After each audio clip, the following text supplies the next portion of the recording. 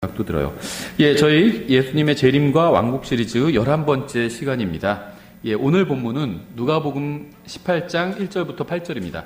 저희가 아마 본문들을 쭉 보시면 아시겠지만요, 복음서에 나오는 재림에 관한 문맥들을 살펴보고 있습니다. 그래서 오늘 문맥도 대부분의 분들은 기도에 관한 문맥이다 이렇게 생각하실 수 있는데요, 사실은 재림과 관련된 문맥입니다. 그래서 오늘 본문을 이해하면 시편에 있는 많은 구절들, 하나님께 원수 갚아달라고 탄원하는 구절들이 좀 더 쉽게 다가오실 수도 있어요. 예, 누가복음 18장 1절부터 8절입니다. 본문은. 예, 우리는 예수님께서 재림하실 것을 믿습니다. 성경에 기록된 예수님의 초림은 문자 그대로 성취되었죠. 어디서 태어난다면 어디서 태어나셨고, 처녀를 통해서 오신다면 그대로 오셨습니다. 문자 그대로 오셨어요. 따라서 성경에 기록된 예수님의 재림도 문자 그대로 성취될 것이라고 믿습니다. 이게 합리적이죠. 초림도 문자 그대로 정말 베들레헴에서 태어나셨고, 재림도 올리브산 위에 서신다고 하면 진짜 올리브산 위로 강림하시는 겁니다. 문자 그대로 이루어질 것이라고 믿습니다. 예, 오늘 본문 누가복음 18장 1절부터 8절 좀 긴데요, 제가 쭉 받들어 읽겠습니다. 누가복음 18장 1절. 사람들이 항상 기도하고 낙심하지 말아야 할 것을 보여주시려고 그분께서 그들에게 비유를 말씀하여 이르시되, 일단 이제 기도에 관한 교훈을 주시려고 시작하신 얘기는 맞습니다. 어떤 도시에 하나님을 두려워하지 아니하고 사람도 존중하지 아니하는 한 재판관이 있었고, 비유는요, 예수님께서 진리를 가르치시기 위해서 지어낸 이야기라고 말씀드렸죠. 지어낸 이야기가 다 잘못된 건 아닙니다. 교훈을 주기 위해서 어떤 이야기 지어낼 수 있어요. 그렇죠? 그런데 이제 이 이야기를 지어낼 때 그럴듯하게 지어내야 됩니다. 그렇죠? 실제 있었던 것처럼, 예를 들면 어떤 사람이 하늘을 혼자 날아가고 있었는데 이러면은 그건 말이 안 되잖아요. 하늘 날 수 있는 사람이 없으니까. 그러니까 실제 있을 법한 이야기를 하시면서 이제 거기서 교훈을 주시는 건데요. 정말 실제 있을 법한 이야기. 잘 보세요. 하나님을 두려워하지 아니하고 사람도 존중하지 아니하는 한 재판관이 있었고, 판사들 권력이 있잖아요. 하나님도 두려워하지 않고 사람도 존중하지 않아요. 반대가 돼야 되죠. 검사도 마찬가지고 권력 있는 사람들 대부분 그래요. 하나님 두려워하지 않고요, 사람 존중하지도 않습니다. 그 도시에 한 과부가 있었는데 그녀가 그에게 가서 이르기를 내 대적에게 내 원수를 갚아주소서 하되 그가 한동안 들어주지 아니하였으나, 한동안 들어주지 않았습니다. 원수 갚아달라고 하는데 한동안 안 들어줬어요. 나중에 속으로 이르되 내가 하나님을 두려워하지 아니하고, 자기도 알아요, 사람도 존중하지 아니하지만 이 과부가 나를 괴롭게 함으로 내가 그녀의 원수를 갚아주리라. 그렇지 않으면 그녀가 항상 와서 나를 지치게 하리라 하였느니라 하시니라. 주께서 또 이르시되 불의한 재판관이 말하는 것을 들으라. 비록 하나님께서 밤낮으로 자기에게 부르짖는 자들, 곧 자기의 선택받은 자들을 향하여 오랫동안 참으실지라도, 선택받은 자들이 누군지 생각해 볼 필요가 있죠. 예, 향하여 오랫동안 참으실지라도 그들의 원수를 갚아주지 아니하시겠느냐. 내가 너희에게 이르노니 그분께서 속히 그들의 원수를 갚아주시리라. 그럼에도 불구하고 사람의 아들이 올 때 땅에서 믿음을 보겠느냐 하시니라. 재림에 관한 문맥입니다. 사람의 아들이 볼 때 이렇게 말씀하고 있죠. 그래서 1절에서 보면 기도에 관한 본문처럼 보이고 기도에 관한 이야기를 하고 있는 건 맞는데요, 사실 8절에서 드러나는 것처럼 이게 재림에 관한 본문이라고 볼 수 있어요. 왜 그러냐면요, 구약 성경에 나오는 많은 기도가, 특히 시편에 있는 많은 기도들이 재림과 관련이 있습니다. 주님께서 속히 오셔서 이 문제를 해결해 주십시오, 이런 기도들이 많이 있거든요. 예, 잠깐 기도하겠습니다. 하나님 아버지, 주님의 말씀대로 주님께서 속히 오셔서 정말 이 세상에 주님의 왕국을 세우시고 또 오직 주님께서만 높여주시고 영광을 받으시기 원합니다. 예수님의 이름으로 기도드렸습니다. 아멘. 예, 저희가 이제 휴거에 관한 말씀을 먼저 하나 살펴보겠습니다. 데살로니가전서 4장인데요. 4장 13절입니다. 대표적인 말씀이죠. 휴거란 말이 성경에 어딨냐? 누가 그러면 이 구절을 보여주면 돼요. 데살로니가전서 4장 13절부터 18절. 그러나 형제들아, 잠자는 자들에 관하여, 예수님 믿고 죽은 사람을 이렇게 표현하는 거죠. 잠자는 자들에 관하여 너희가 모르기를 내가 원치 아니하노니, 이것은 너희가 아무 소망 없는 다른 사람들 같이 슬퍼하지 아니하게 하려 함이라. 우리가 예수님께서 죽으셨다가 다시 일어나셨음을 믿을진데, 이게 조건입니다. 휴거의 조건이에요. 예수님께서 죽으셨다가 다시 일어나셨음을 믿는다면 휴거될 수 있습니다. 근데 구체적인 내용은 이제 뒤에 다른 성경에 나오죠. 다른 또 복음서나 서신서에 나오죠. 예수님께서 그냥 죽으셨다고 믿는 게 아니라 나를 대신해서 나의 죄값을 갚기 위해서 십자가에서 죽으셨다가 부활하셨다고 믿는다면 그 다음은 구원받은 사람이고 휴거될 수가 있어요. 그와 같이 예수님 안에서 잠자는 자들도 하나님께서 그분과 함께 데려오시리라. 우리가 주의 말씀으로 너희에게 이것을 말하노니 곧 주께서 오실 때까지 살아서 남아있는 우리가 결코 잠자는 자들보다 앞서지 못하리라. 주께서 호령과 부르시는 거죠. 각자 자기 이름을 부르시는 겁니다. 안 믿는 사람들이 들을 땐 천둥 소리처럼 들리죠. 사도행전에서 나오죠. 사도 바울이 그랬죠. 바울아 바울아 했는데 안 믿는 사람들은 천둥처럼 들렸어요. 호령과 천사장의 음성과 하나님의 나팔 소리와 함께 친히 하늘로부터 내려오시리니 그리스도 안에서 죽은 자들이 먼저 일어나고 그 뒤에 살아서 남아있는 우리가 그들과 함께 구름들 속으로 채어 올라가 공중에서 주를 만나리라. 이게 휴거예요. 구름들 속으로 채어 올라가 공중에서 주를 만나는 것. 이게 휴거입니다. 너무 기니까 우리가 휴거라고 짧게 부르는 거죠. 그래야 우리가 항상 주와 함께 있으리라. 그러므로 이 말씀들로 서로 위로하라. 이 말씀으로 위로해야 돼요. 다른 것이 아니라. 그렇죠? 구원받은 사람을 위로해주는 소망은요, 본문에서 말씀하시는 것처럼 교회의 휴거입니다. 예수님께서 다시 오셔서 이 세상에서 우리를 데려가신다는 것은 복된 소망이에요. 이것은 하나님의 선택받은 백성의 소망은 아닙니다. 좀 달라요. 교회의 소망입니다. 휴거는. 하나님의 선택받은 백성은 따로 있어요. 교회는 그리스도의 몸입니다. 하나님의 선택받은 백성은 아니에요. 교회는.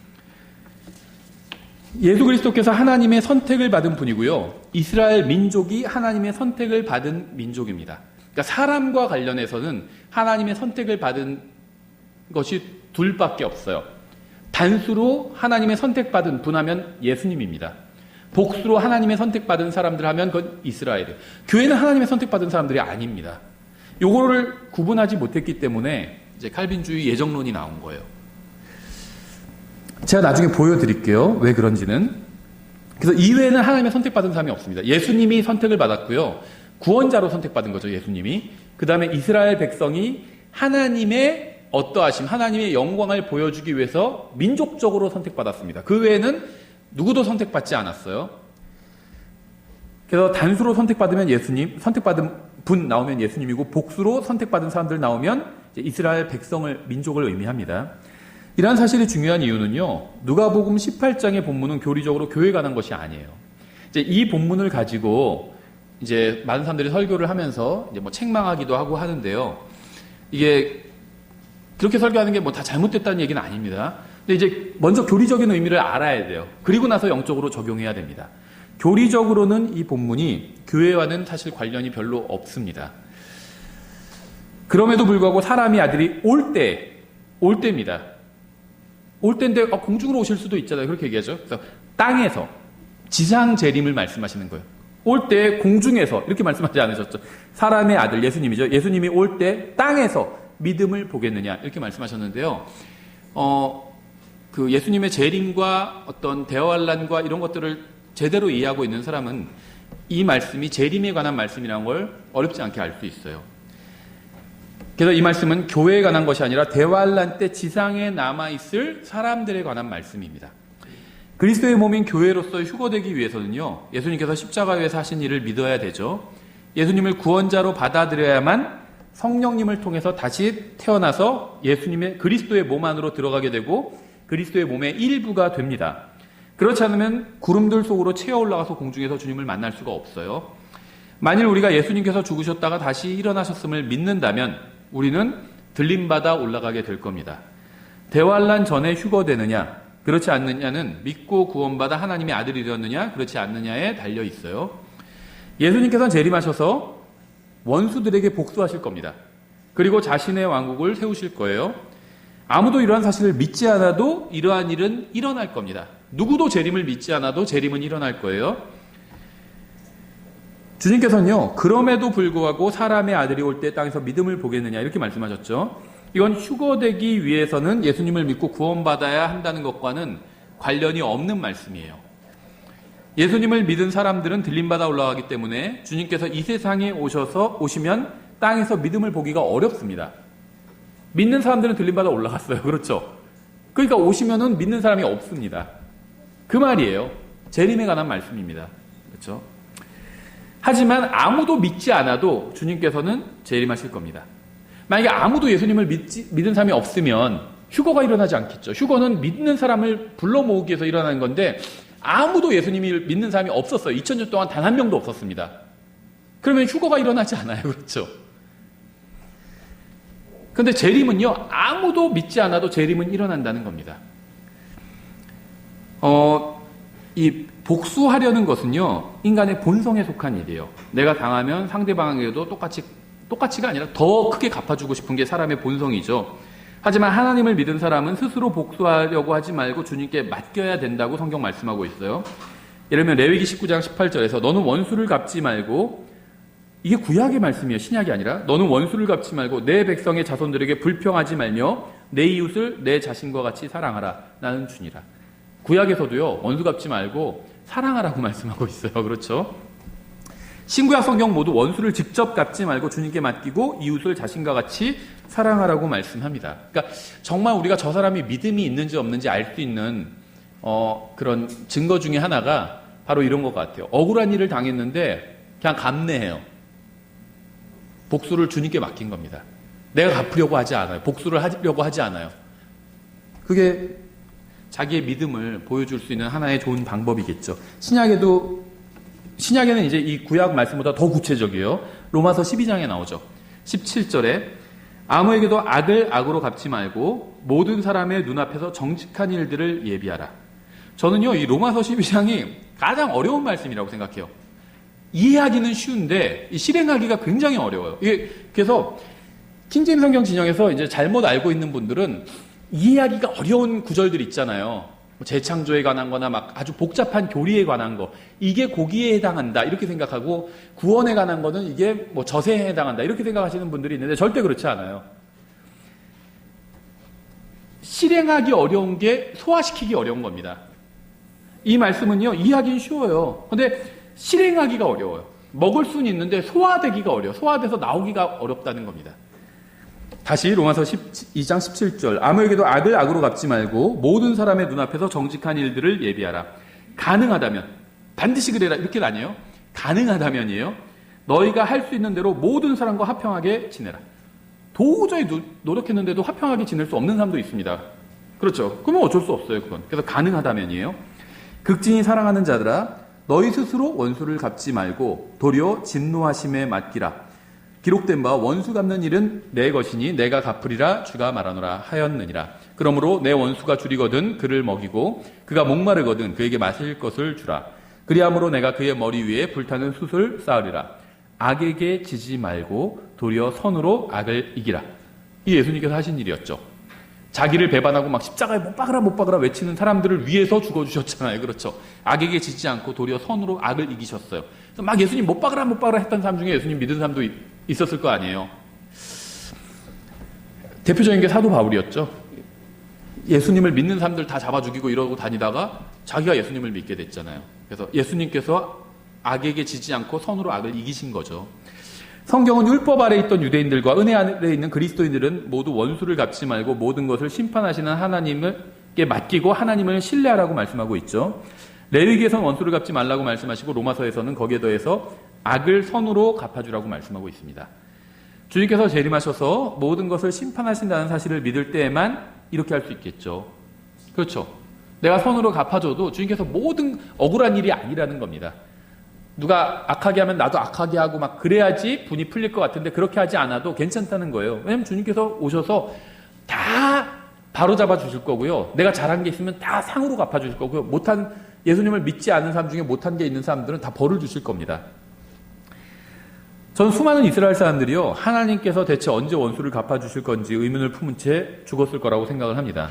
수많은 그리스도인들이 하나님께서 원수를 갚아주시고 잘못된 것들을 바로잡아 주시기를 바라면서 죽었을 거예요.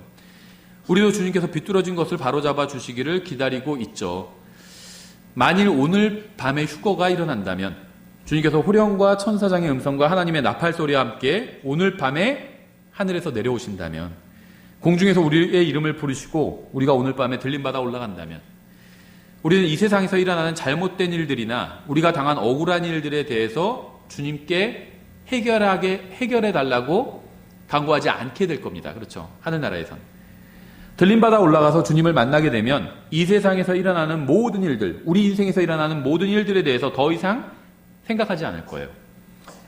우리가 들림바다 올라가 주님을 만나는 순간 주님의 영광에 압도되어서요, 이 세상에서 일어나는 일들, 일어난 일들에 대해서 모두 다 완전히 잊어버리게 될 겁니다. 하지만 우리가 들림바다 올라가도 이 세상엔 여전히 사람들이 남아있죠. 믿지 않는 사람들이. 그리고 이 세상에 있는 사람들은 여전히 잘못된 일들을 하고 있는 사람도 있고요. 또 어떤 사람들은 그 일들을 누군가 와서 바로잡아줬으면 좋겠다 이렇게 생각하는 사람들도 있겠죠. 이 계시록 6장은요, 대환란 기간인데 이때 사람들은 악한 사람들에게 죽임을 당하게 됩니다. 환란 성도들이 그러죠. 6장 9절에 그분께서 다섯째 봉인을 여신 뒤에 대환란 중이죠. 내가 제단 아래에서 하나님의 말씀과 자기들이 간직한 증언으로 인해 죽임을 당한 자들의 혼들을 보았는데, 여기서 말하는 제단은요, 하늘에 있는 제단이에요. 그들이 큰 음성으로 외쳐 이르기를 오 거룩하고 신실하신 주여, 주께서 땅에 거하는 자들을 심판하사 우리 피해에 대한 원수를 갚아주지 아니하시는 일이 얼마나 더 지속되리이까 하더라.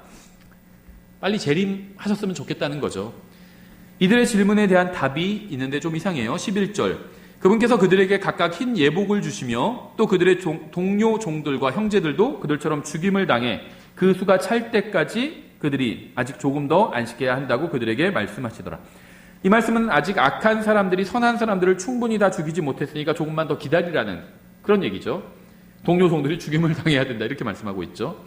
그러니까 다시 말하자면 사악한 자들이 악한 일을 할 때마다 심판하시는 것이 아니라 그들이 하고자 하는 일을 다 한 후에 와서 그들을 한꺼번에 심판하시겠다는 겁니다.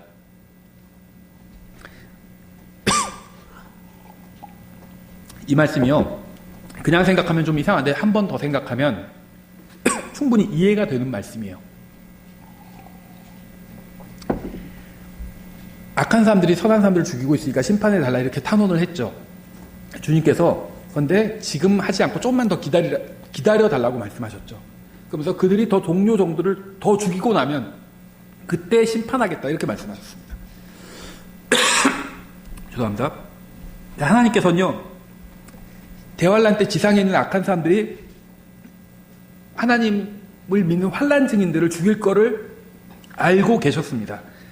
그들이 그걸 다 하면 한꺼번에 심판하시겠다는 거예요. 이게 합리적이죠. 잘못할 때마다 하나님께서는 심판하지 않으신다는 겁니다. 한꺼번에 심판하신다는 거예요. 한꺼번에. 이게 훨씬 합리적이에요. 그렇죠. 그러니까 하나님께서는요, 우리의 시간표대로 움직이시는 분이야. 우리의 시간표는 뭐죠? 누가 잘못하면 빨리 심판해줬으면 이게 우리의 시간표입니다. 그걸 바라요. 지금 하나님께서 바로잡았으면 좋겠다. 저 사람 심판하셨으면 좋겠다. 이렇게 생각합니다. 하나님께서 그렇게 움직이셨으면 좋겠다. 이렇게 생각해요. 그게 우리의 시간표예요. 주님께서는요, 자신의 계획에 따라서 심판하실 겁니다. 우리는 하나님께서 지금 즉시 심판하기를 원하지만 하나님의 생각은 우리의 생각과 달라요. 만약 하나님께서 모든 죄에 대해서 즉시 심판하신다면 우린 오래전에 다 죽어서 지옥에 갔을 겁니다. 하나님께서는 모든 사람이 구원받기를 원하시기 때문에 오래 참아주시는 거예요. 그러니까 한꺼번에 심판하시는 겁니다. 한꺼번에. 기회를 더 주시는 거예요. 그러니까 죄가 더 쌓이면 이러잖아요. 뭐 이거 어려운 얘기가 아니에요. 쓰레기통에 절반만 차면 비우지 않습니다. 그렇죠? 다 차면 비워요. 그렇죠? 그게 훨씬 더 합리적이죠. 절반 찰 때마다 비우면은 번거롭잖아요. 다 차면 비우는 거예요. 하나님께서는 그렇게 하신다는 겁니다. 근데 그렇게 하면은 좋은 점이 뭐냐면 누군가 회개할 기회를 얻을 수 있다는 겁니다. 그렇죠? 베드로서 3장 9절 이렇게 되어 있어요. 주께서는 자신의 약속에 대해 어떤 사람들이 더디다고 생각하는 것 같이 더디지 아니하시며 오직 우리를 향하여 오래 참으사 아무도 멸망하지 아니하고 모두 회개에 이르기를 원하시느니라. 우리도 주님의 마음과 같은 마음을 품고 다른 사람들에게 친절하고 관대하게 대해야 됩니다. 그런데 계시록 6장에서는 원수를 갚아달라고 탄원하는 사람들이 나와요.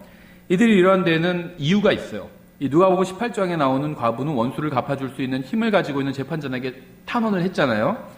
그 도시에 한 과부가 있었는데 그녀가 그에게 가서 이르기를 내 대적에게 내 원수를 갚아주소서 하되 그가 한동안 들어주지 아니하였으나 나중에 속으로 이르되 내가 하나님을 두려워하지 아니하고 사람도 존중하지 아니하지만 이 재판관은 한동안 들어주지 않았어요.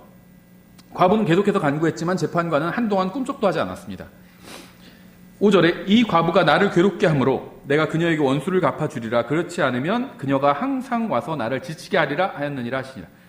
본문에 나오는 재판관은 예수님은 아니에요. 그렇죠? 예수님께서도 불의한 재판관이라고 말씀하셨죠. 예수님은 의로우신 분이에요. 예수님은 아닙니다. 이 재판관은 하나님을 두려워하지도 않았고 사람을 존중하지도 않았어요. 예수님과 정반대죠. 하지만 이 재판관도 원수를 갚아주는 것을 한동안 들어주지 않은 자기만의 이유가 있었고요. 예수님도 택하신 백성의 원수를 당장 갚아주지 않으시는 이유가 있었던 점에서는 유사하다는 겁니다. 마치 이것과 같아요.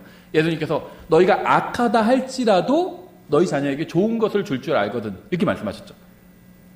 아주 사악한 악질적인 사람도요. 자기 새끼는 예뻐요. 그렇죠. 좋은 거 갖다 주고.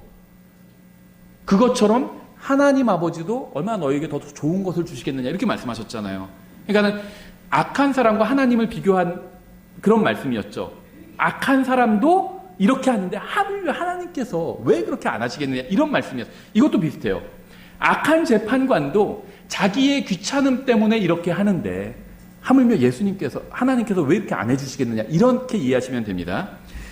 6절 또 주께서 또 이르시되 불의한 재판관이 말하는 것을 들으라. 비록 하나님께서 밤낮으로 자기에게 부르짖는 자들 곧 자기의 선택받은 자들을 향하여 오랫동안 참으실지라도 그들의 원수를 갚아주지 아니하시겠느냐. 본문은 기도를 포기하지 말라는 교훈을 가르치기 위한 주님의 비유였습니다. 하나님께서 레위기 19장에서 주님께서 대신 원수를 갚아주실 것이니까 스스로 원수를 갚지 말라는 율법을 주셨죠.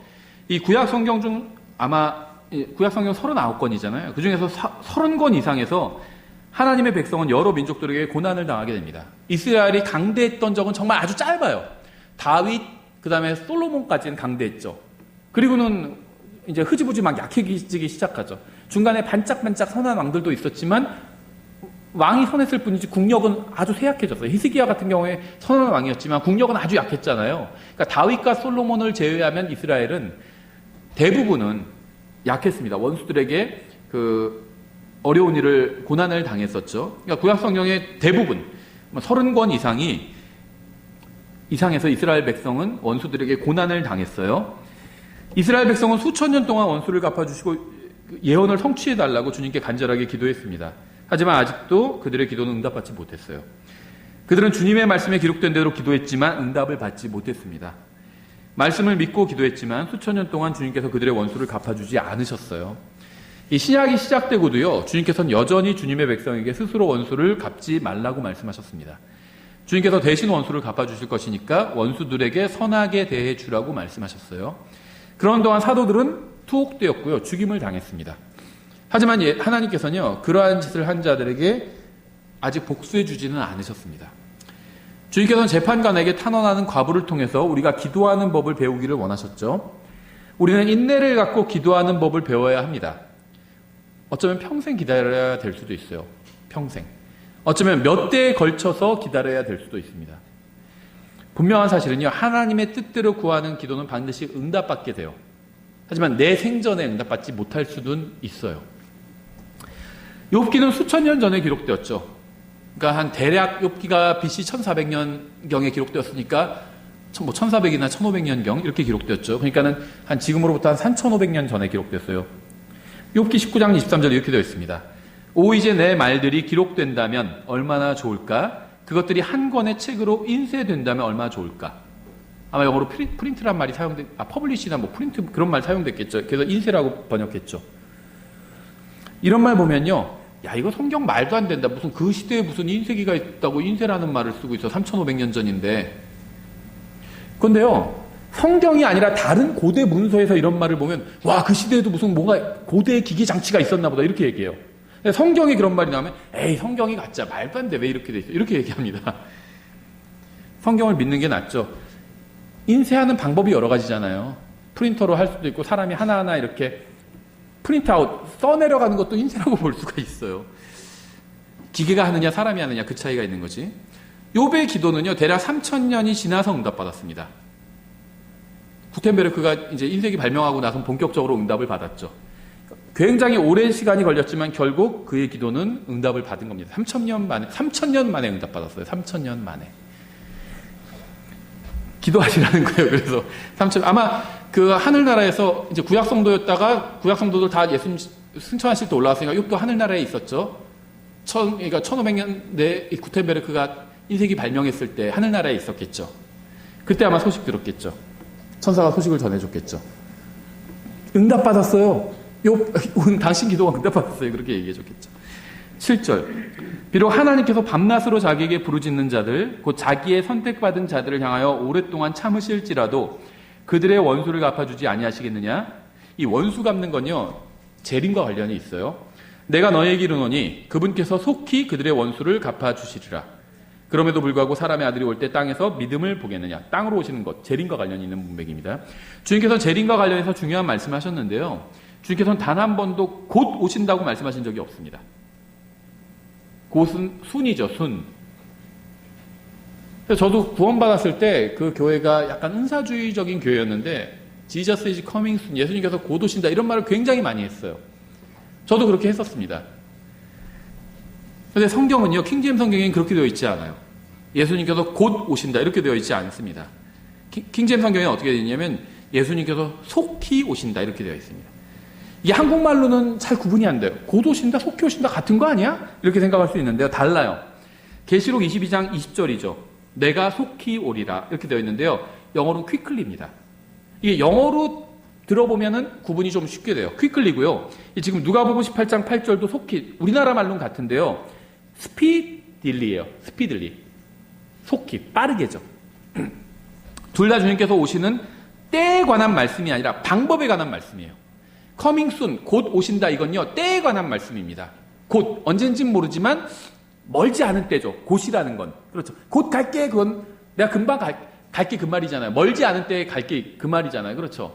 어디야? 그러니까 조금 있으면 가, 곧 가. 이 말은 뭐예요? 한 몇 분 후에, 아니면 20분 후에 도착한다 이 말이죠.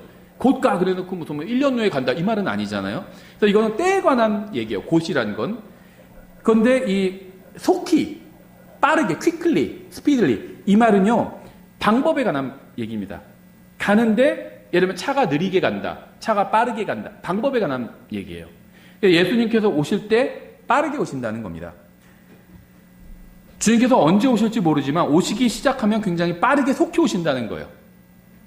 셋째 하늘에서 여기까지 오시는데 빠르게 오신다는 겁니다. 주님께서 번개가 번쩍하는 것처럼 눈 깜짝하는 순간에 셋째 하늘에서 이 세상으로 오실 겁니다. 하지만 언제 그렇게 빠르게 오실지는 우리가 알지 못해요. 속히 오시는 재림이 100년 후일 수도 있고 300년 후일 수도 있고요. 1년 후일 수도 있고 오늘일 수도 있습니다. 우리는 주님께서 오시는 때는 모르지만 방법은 알고 있어요. 일단 오시기로 하시면 순식간에 오실 겁니다. 어떻게? 번개처럼 그냥 빛이 콱 해서 오시는 것처럼 그렇게 오실 겁니다. 주님께서 선택하신 한 사람이 있고요. 한 민족이 있어요.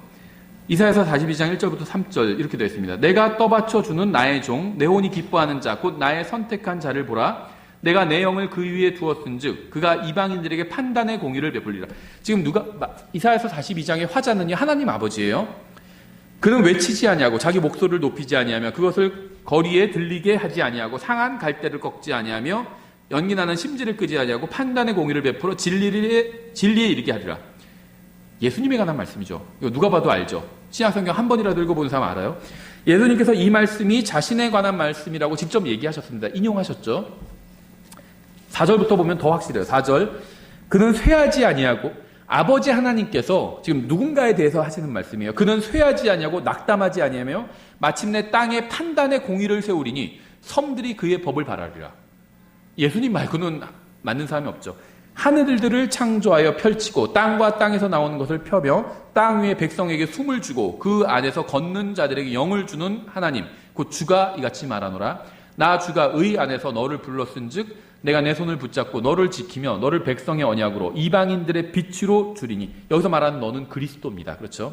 내가 눈먼 자들의 눈을 열어주며, 예수님께서 그렇게 하셨잖아요. 갇힌 자들을 감옥에서 데리고 나오고 어둠 속에 앉은 자들을 감옥집에서 나오게 하리라. 나는 주니라. 그것은 내 이름이니라.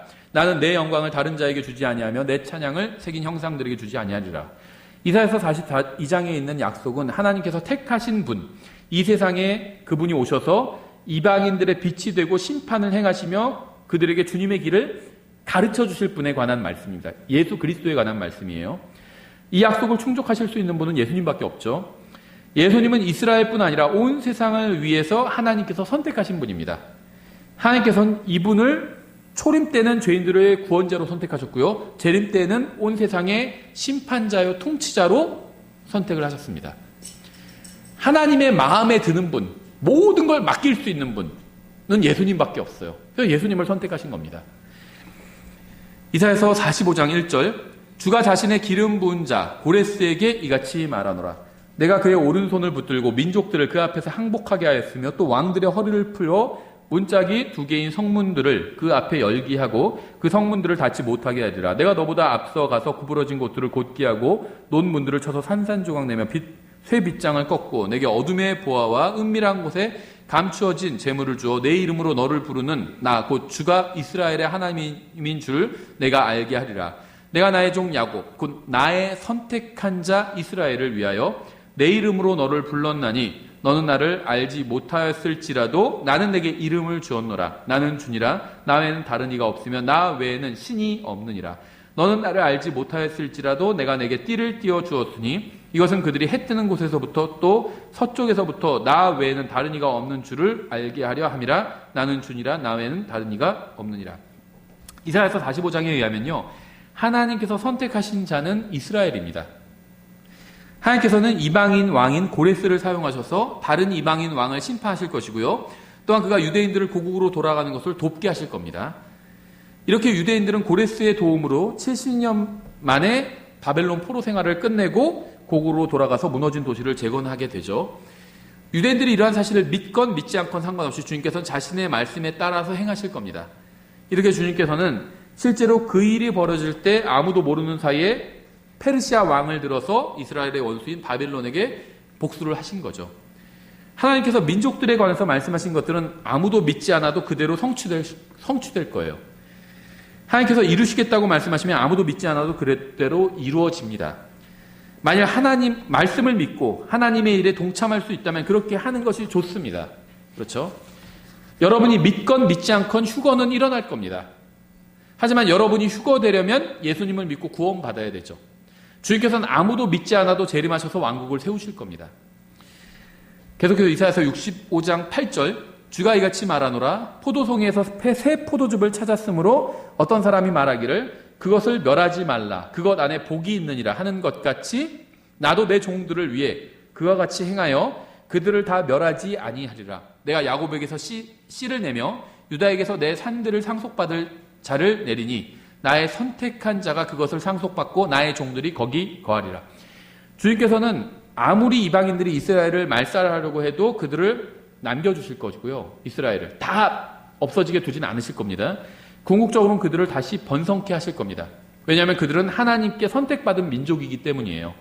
주님께서 그들을 선택하신 이유는 그들이 이스라엘 백성이 선하거나 순종적이거나 신실해서가 아니라 하나님께서 자신의 말씀이 이루어지는 것을 온 세상에 보여주기 위해서 선택하신 거예요. 그러니까 예수님을 선택한 이유랑 다르죠. 예수님은 신실하시고 능력이 있으시고 그렇기 때문에 아버지 하나님께서 선택하신 거고요. 이스라엘 백성을 선택하신 이유는 하나님의 능력을 온 세상에 보여주려고, 하나님께서 어떻게 말씀을 이루시는지 이스라엘을 통해서 보여주시려고 이스라엘을 선택하신 거예요. 21절, 그들이 집들을 지어 거기에 거주하고 포도원들을 세워 그것들의 열매를 먹으리라. 그들이 짓때 다른 사람이 거주하지 아니하며 그들이 심때 다른 사람이 먹지 아니하리니 내 백성의 날수는 나무의 날수와 같으며 나의 선택한 자는 자기 손으로 일한 것을 길이 누리리라. 이스라엘은 주님의 선택을 받은 민족이고 주님께서는 이들을 번성하게 하실 겁니다. 언제 그런 일이 일어날까요? 언제 이스라엘이 번성하게 될까요? 25절, 이리와 어린 양이 함께 먹고 사자가 수소처럼 집을 먹으며 흙이 뱀의 양식이 되리니 나의 거룩한 산 모든 곳에서 그들이 해치거나 멸하지 아니하리라. 주가 말한다. 이건 천년왕국 문맥이죠. 그래서 주님께서 재림하시고 천년왕국이 시작되면 선택받은 민족인 이스라엘은 이제 번성하게 될 겁니다. 이사야서 61장 1절, 주 하나님의 영께서 내게 임하셨으니 이는 주께서 내게 기름을 부으사 온유한 자들에게 좋은 소식을 선포하게 하셨기 때문이라. 그분께서 나를 보내신 것은 마음이 상한 자들을 싸매고 포로된 자들에게 자유를, 결박된 자들에게 감옥에서 노임을 선포하게 하려 하며, 2절이죠. 또 주의 받아주시는 해와, 2절의 앞부분이죠. 주님께서 누가복음에서 여기까지만 인용하셨어요. 왜냐하면 여기까지가 초림에 관한 말씀이고 다음에 이어지는 말씀은 재림에 관한 말씀이기 때문입니다. 그래서 예수님께서는 여기까지만 읽으시고 이 말씀이 성취되었다 이렇게 선포를 하셨죠. 계속해서 읽으면 우리 하나님의 원수 갚으시는 날을 포고하고 애국하는 모든 자를 위로하게 하려 함이며 또 시온에서 애국하는 자들에게 정하여 주되 곧 그들에게 제 대신 아름다움을 주고 애국 대신 기쁨에 기름을 주며 근심의 영 대신 찬양의 옷을 주게 하려 함이라. 그리함으로 그들이 주께서 심으신 의의 나무라 불릴 것이요 이로써 그분께서 영광을 받으시리라. 그러니까 성경을 바르게 나눠야 하고요. 이 초림과 재림을 구분할 수 있어야 됩니다. 이스라엘은 박해를 받았고요. 그다음에 땅끝까지 쫓겨났죠. 하지만 초림으로 인해서 이방인들에게 전할 좋은 소식을 갖게 되었습니다.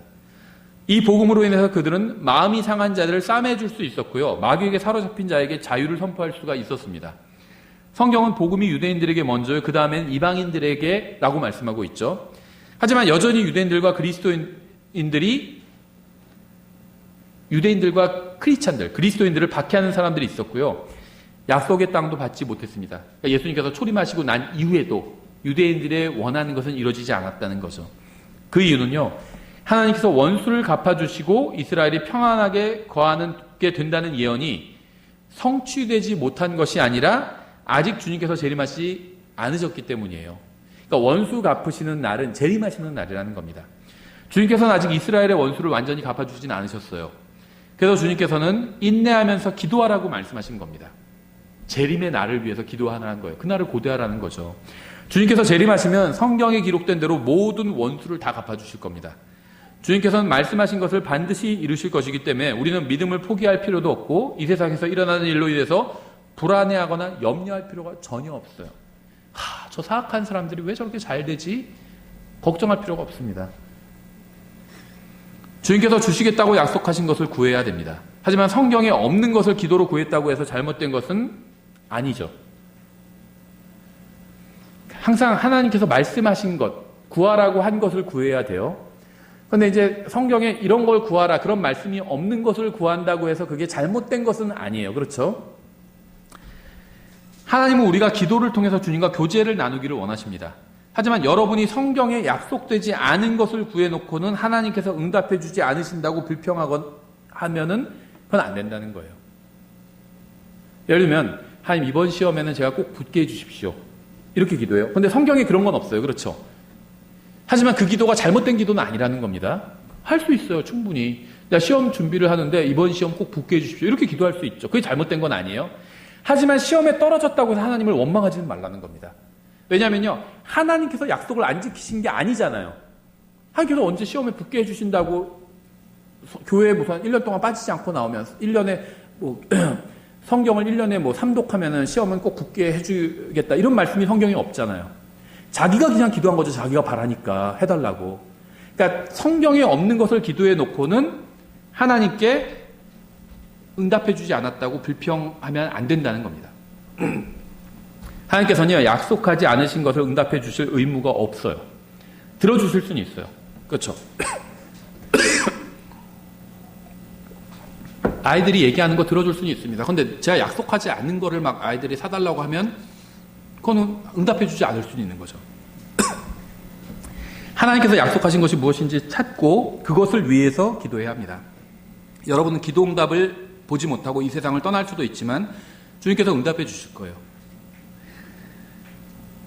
신명기 32장 39절 이렇게 되어 있습니다. 이제는 나 곧 내가 그인 줄 알라. 나와 견줄 신이 없도다. 내가 죽이기도 하고 살리기도 하며 상하기도 하고 낫게도 하나니.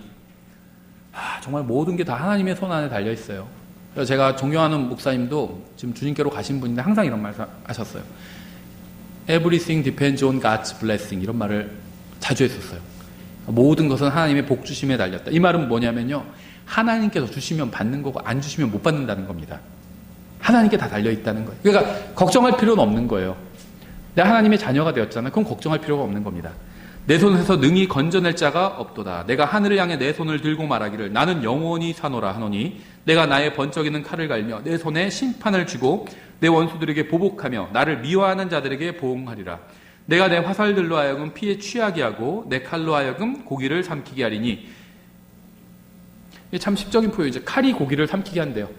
칼로 고기잖아요. 사람 몸이 푹 찌른다는 거죠. 곧 그 원수에게 복수하기 시작한 때부터 죽임당한 자들과 포로된 자들의 피에 취하게 하리라 하시리로다. 오 너희 민족들아 그분의 백성과 함께 기뻐하라. 그분께서 자신의 종들의 피를 복수하사 자신의 대적들에게 원수를 갚으시고 자신의 땅과 백성에게 긍휼을 베푸시리로다.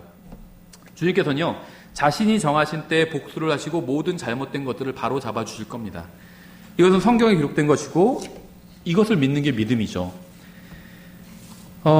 예레미야서 46장 좀 긴데요. 자, 이해를 위해서 읽어볼 테니까 한번 잘 들어보세요. 예레미야서 46장 1절 이방인들에 대하여 대언자 예레미야에게 임한 주의 말씀이라.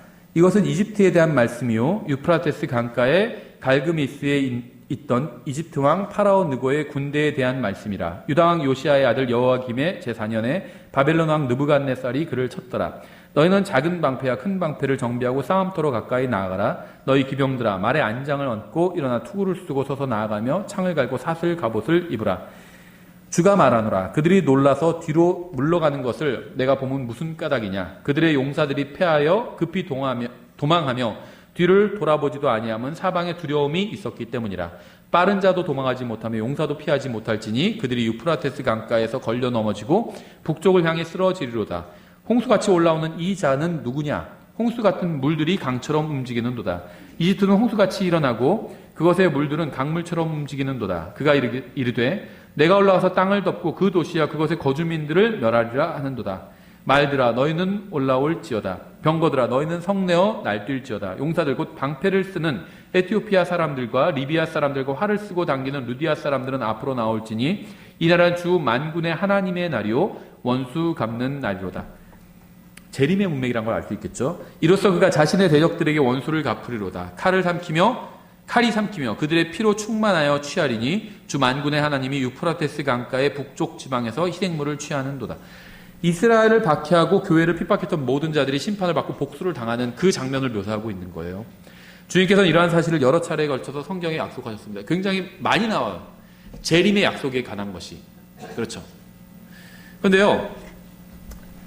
그러니까 예수님의 초림과 재림에 관한 예언의 말씀이 항상 해결책으로 주어지는 걸 볼 수 있어요. 성경을 보면.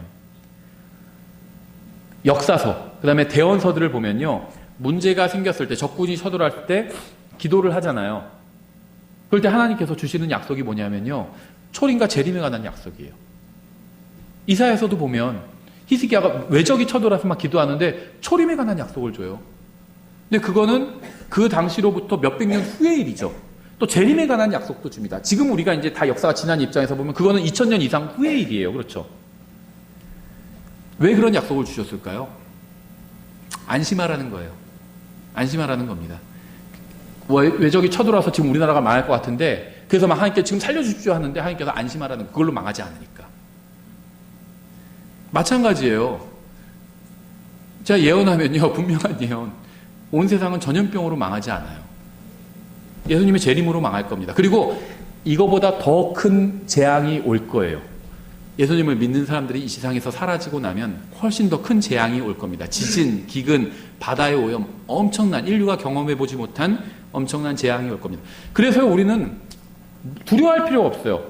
모든 것의 끝을 알잖아요. 우리 운명을 알아요. 우리가 자잘한 건 몰라요. 이번 시험에 붙을지 떨어질지 그런 자잘한 겁니다. 그런 건 몰라요. 하지만 정말 중요한 건 죽으면 어디에 가는지 알죠. 그거보다 더 중요한 게 있나요? 그 다음에 이 전 지구의 운명 알죠. 이 세상에 어떤 일이 일어날지 알죠. 중요한 일들은 다 알아요. 걱정할 건 없다는 겁니다. 그렇죠. 이거나 똑같아요. 어떤 축구 경기에서 지금 우리가 이길지 질지 그 결과를 알아요. 근데 어디서 무슨 누가 태클을 하고 이런 건 모르는 거나 마찬가지예요. 그럼 결과를 알면 안심할 수 있잖아요. 우리 선수인데 누가 태클을 해서 선수를 나자빠지게 하고 그래도 걱정하지 않아요. 결과를 알고 있으면. 그렇죠. 우린 정말 중요한 일은 알아요. 나 개인의 정말 중요한 나의 운명과 온 세상의 운명을 알고 있다면 두려워할 것이 없다는 겁니다. 그래서 하나님께서요, 기도로 막 간구할 때 이런 답을 항상 주시는 거예요. 재림에 관한 답을 주십니다. 걱정하지 말라는 겁니다. 하나님께서 오셔서 다 바로잡아 주실 거라는 거예요. 세월이 흐를수록 이스라엘 백성 중에는 주님의 말씀에 대한 믿음을 잃어버리는 사람들이 늘었을 겁니다. 그렇죠.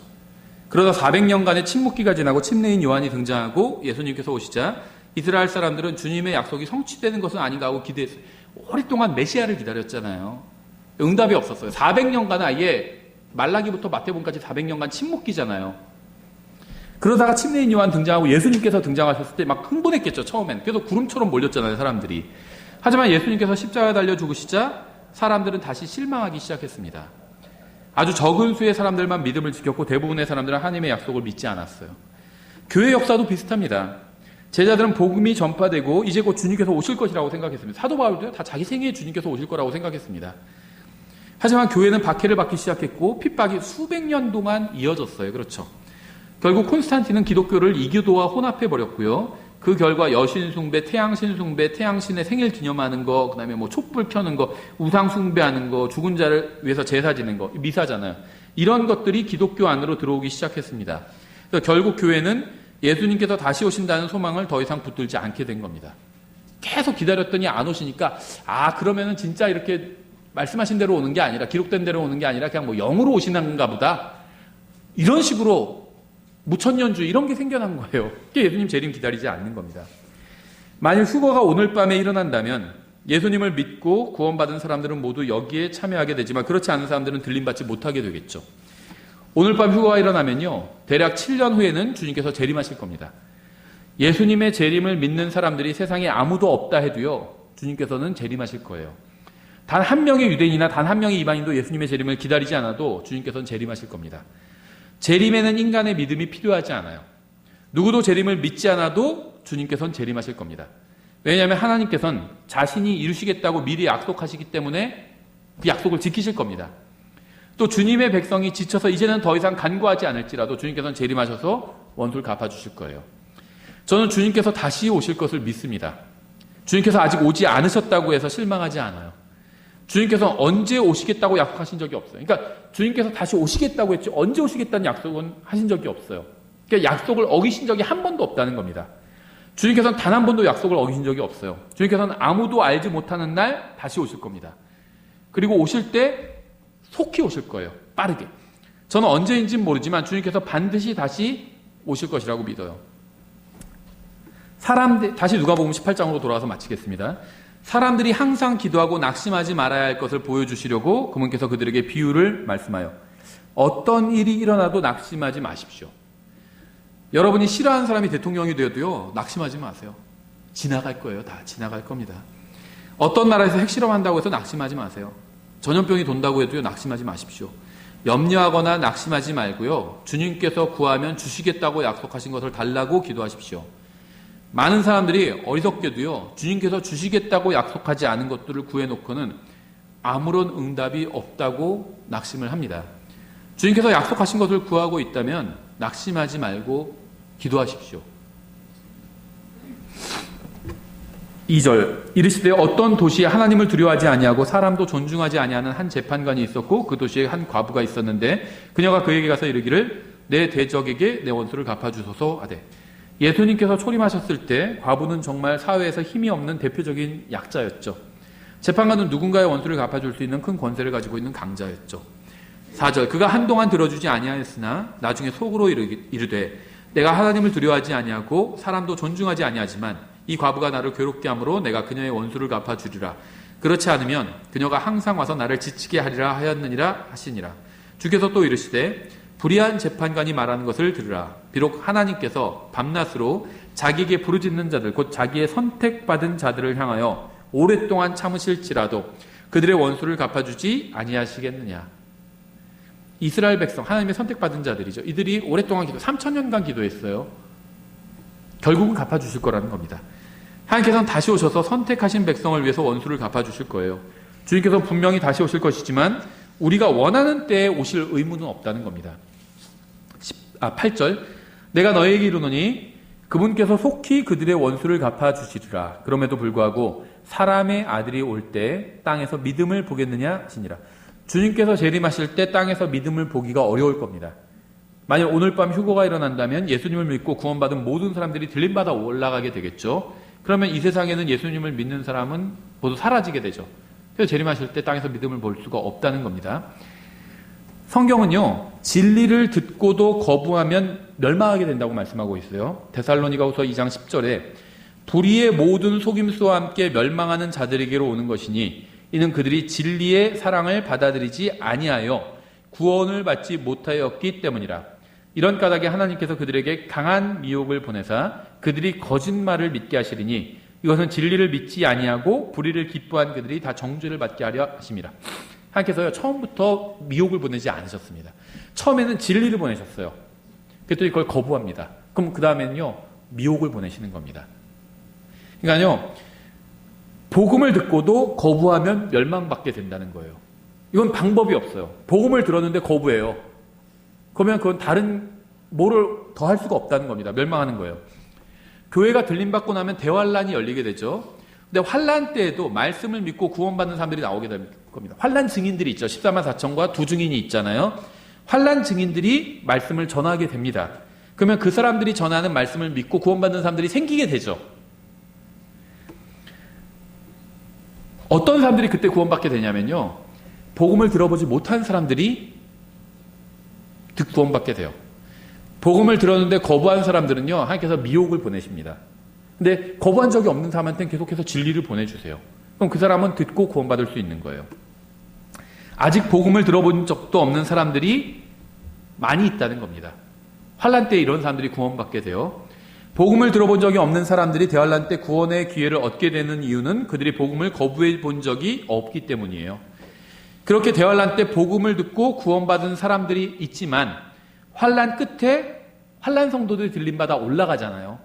그러면 주님께서 재림하실 때 땅에서 믿음을 가진 사람이 없다는 겁니다.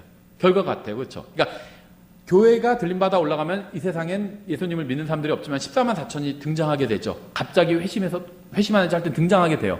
그래서 말씀을 전하게 됩니다. 그러면 14만 4천이 전한 말씀을 듣고 하나님을 믿고 예수님을 믿는 사람들이 나오게 돼요. 그 사람들이 환란 성도들이 되죠. 근데 환란 성도들도 환란 끝에 들림받아 올라가게 되잖아요. 그럼 다시 주님께서 구약 성도와 신약 성도를 데리고 공중으로 오셔서 환란 성도와 공중에서 주님 만나서 환란 성도도 다 같이 지상 재림, 주님의 지상 재림에 동참하게 되는 겁니다.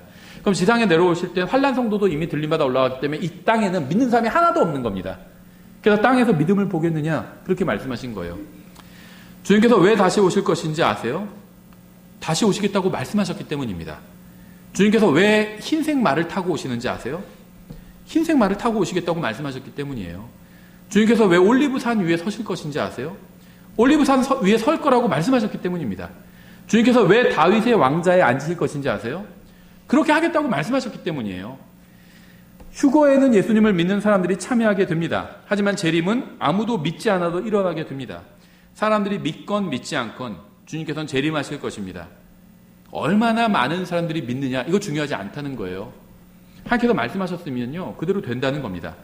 우리가 믿음을 가지고 주님을 기다리면서 주님께서 말씀하신 대로 행한다면 우린 충분한 보상을 받을 겁니다. 흔들리지 말고 이 세상에서 일어나는 일을, 그래서 제가 말씀드린 것처럼 전염병 조심해야 되죠. 정부에서 뭐 지침 주면 따라야 되죠. 두려워하거나 흔들릴 필요 없다는 겁니다. 가짜뉴스도 많이 돌아요.